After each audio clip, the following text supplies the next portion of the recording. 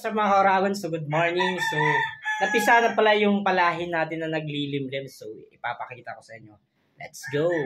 At syempre, bago magsimula ang ating umaga, kailangan muna natin ng mainit na kape.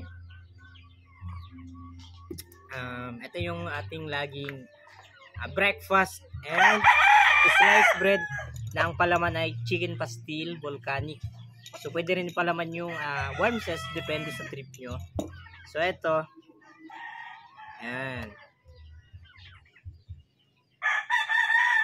So, masarap pa siyang pangpalaman, pangpulutan, pangulam, pang snack. So, kapag na rin niya halos lahat. So, syempre, unang kagat, karni agad.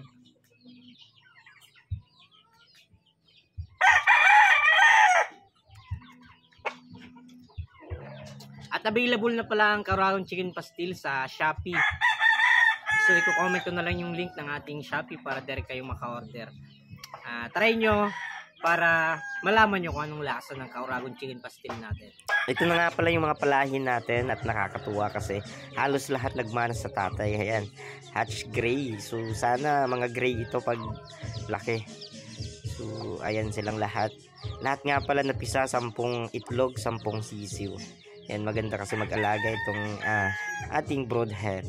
So hanggang dito muna ang ating update. Thank you and God bless. Bye-bye!